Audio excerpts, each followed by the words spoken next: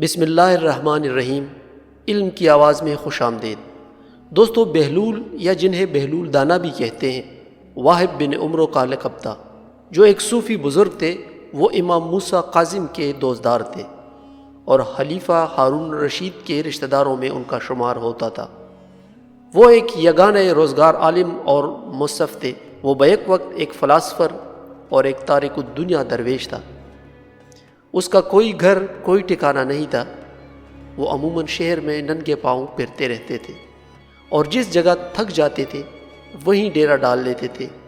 لوگ ان کے پیچھے پیچھے پھرتے رہتے تھے۔ وہ جب کسی جگہ بیٹھ جاتا تھا تو لوگ اس کے ارد گرد گھیرا ڈال لیتے تھے، جس کے بعد بہلول دانا بولتے رہتے اور لوگ ان کے اقوال لکھتے رہتے۔ کہتے ہیں ایک دن شیخ جنید بغدادی سفر کے ارادے سے بغداد روانہ ہوئے۔ حضرت شیخ کے کچھ مرید ساتھ تھے۔ شیخ نے مریدوں سے پوچھا، تم لوگوں کو بہلول کا حال معلوم ہے؟ لوگوں نے کہا، حضرت وہ تو ایک دیوانہ ہے، آپ اس سے مل کر کیا کریں گے؟ شیخ نے جواب دیا، ذرا بہلول کو تلاش کرو، مجھے اس سے کام ہے۔ مریدوں نے حضرت شیخ کے حکم کی تعمیل اپنے لیے سعادت سمجھی۔ تھوڑی جستجو کے بعد ایک صحرا میں بہلول کو ڈھونڈ نکالا اور شیخ کو اپنے ساتھ لے کر وہاں پہنچے۔ شیخ بہلول کے سامنے گئے تو دیکھا کہ بہلول سر کے نیچے ایک اینٹ رکھے ہوئے دراز ہے۔ شیخ نے سلام کیا تو بہلول نے جواب دے کر پوچھا، تم کون ہو؟ اس نے جواب میں کہا، میں جنید بغدادی۔ تو اے ابو القاسم، تم ہی وہ شیخ بغدادی ہو جو لوگوں کو بزرگوں کی باتیں سکھاتے ہو؟ اس نے جواب دیا، جی ہاں، کوشش تو کرتا ہوں۔ بہلول دانا فرمانے لگے، اچھا تو تم اپنے کھانے کا طریقہ تو جانتے ہی ہوں گے؟ جواب میں اس نے کہا، کیوں نہیں، بسم اللہ پڑھتا ہوں اور اپنے سامنے کی چیز کھاتا ہوں، چھوٹا نوالا بناتا ہوں، آہستہ چباتا ہوں، دوسروں کے نوالوں پہ نظر نہیں ڈالتا اور کھانا کھاتے وقت اللہ کی یاد سے غافل نہیں ہوتا۔ پھر دوبارہ کہا، جو لقمہ بھی کھاتا ہوں الحمدللہ کہتا ہوں، کھانا شروع کرنے سے پہلے ہاتھ دھوتا ہوں اور فارغ ہونے کے بعد بھی ہاتھ دھوتا ہوں۔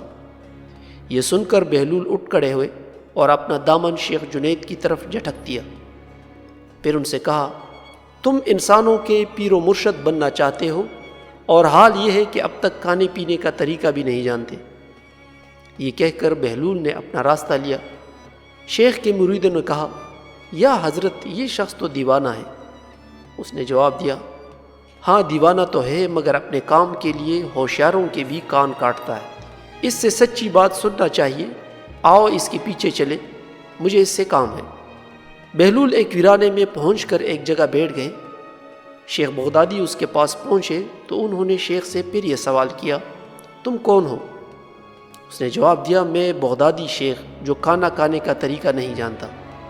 حضرت بہلول دانا نے کہا، خیر تم کھانا کھانے کے آداب سے ناواقف ہو تو گفتگو کا طریقہ جانتے ہی ہوں گے۔ شیخ نے جواب دیا، جی ہاں جانتا ہوں۔ بہلول دانا فرمانے لگے، تو بتاؤ کس طرح بات کرتے ہو؟ میں ہر بات ایک اندازے کے مطابق کرتا ہوں، بے موقع اور بے حساب نہیں بولتا۔ سننے والوں کی سمجھ کا اندازہ کر کے خلق خدا کو اللہ اور رسول اللہ صلی اللہ علیہ وآلہ وسلم کے احکامات کی طرف توجہ دلاتا ہوں۔ یہ خیال رکھتا ہوں کہ اتنی باتیں نہ کہوں کہ لوگ مجھ سے بیزار ہو جائیں۔ باطنی اور ظاہری علوم کے نقطے نظر میں رکھتا ہوں، اس کے ساتھ گفتگو کے آداب سے متعلق کچھ اور باتیں بھی بیان کی۔ حضرت بہلول دانا نے کہا، کھانا کھانے کے آداب تو ایک طرف رہے، تمہیں تو بات کرنے کا ڈھنگ بھی نہیں آتا۔ پھر شیخ سے منہ پھیرا اور ایک طرف چل دیے۔ مریدوں سے خاموش نہ رہا گیا۔ انہوں نے کہا، یا حضرت، یہ شیخ تو دیوانہ ہے، آپ دیوانے سے بھلا کیا توقع رکھتے ہیں؟ کہنے لگے، بھائی مجھے تو اس سے کام ہے، تم لوگ نہیں سمجھ سکتے۔ اس کے بعد شیخ نے پھر بہلول کا پیچھا کیا۔ بہلول نے مڑ کر دیکھا اور کہا، تمہیں کھانا کھانے اور بات کرنے کے آداب نہیں معلوم، سونے کا طریقہ تو تمہیں معلوم ہی ہوگا۔ شیخ نے کہا، جی ہاں معلوم ہے۔ اچھا بتاؤ کس طرح سوتے ہو؟ کہنے لگا، میں عشاء کی نماز اور درود و وظائف سے فارغ ہوتا ہوں تو سونے کے کمرے میں چلا جاتا ہوں۔ یہ کہہ کر شیخ نے سونے کے وہ تمام آداب بیان کیے جو انہیں بزرگان دین کی تعلیم سے حاصل ہوئے تھے۔ بہلول نے کہا معلوم ہوا کہ تم سونے کے آداب سے بھی ناواقف ہو۔ یہ کہہ کر بہلول نے جانا چاہا تو حضرت جنید بغدادی نے ان کا دامن پکڑ لیا اور کہا اے حضرت میں نہیں جانتا، اللہ کے واسطے تم مجھے سکھا دو۔ کچھ دیر بعد بہلول دانا نے کہا میاں یہ جتنی باتیں تم نے کی سب بات کی چیزیں ہیں، اصل بات مجھ سے سنو۔ کھانے کا اصل طریقہ یہ ہے کہ سب سے پہلے حلال کی روزی ہونی چاہیے۔ اگر غذا میں حرام کی آمیزش ہو تو جو آداب تم نے بیان کیے ان کے برتنے سے کوئی فائدہ نہ ہوگا اور دن روشن ہونے کی بجائے اور تاریک ہو جائے گا۔ شیخ جنید نے بے ساختہ کہا جزاک اللہ خیر، اللہ تمہاری بھلا کرے۔ پھر بہلول نے بتایا گفتگو کرتے وقت سب سے پہلے دل کا پاک اور نیت کا صاف ہونا ضروری ہے، اور اس کا بھی خیال رہے کہ جو بات کہی جائے اللہ کی رضامندی کے لیے ہو۔ اگر کوئی غرض یا دنیاوی مطلب کا لگاؤ یا بات فضول قسم کی ہوگی تو خواہ کتنے ہی اچھے الفاظ میں کہی جائے تمہارے لیے وبال بن جائے گی، اس لیے ایسے کلام سے خاموشی بہتر ہے۔ پھر سونے کے متعلق بتایا اس طرح سونے سے متعلق جو کچھ تم نے کہا وہ بھی اصل مقصود نہیں ہے، اصل بات یہ ہے کہ جب تم سونے لگو تو تمہارا دل بغض، کینہ، حسد سے خالی ہو، تمہارے دل میں دنیا اور مالی دنیا کی محبت نہ ہو، اور نیند آنے تک اللہ کے ذکر میں مشغول رہو۔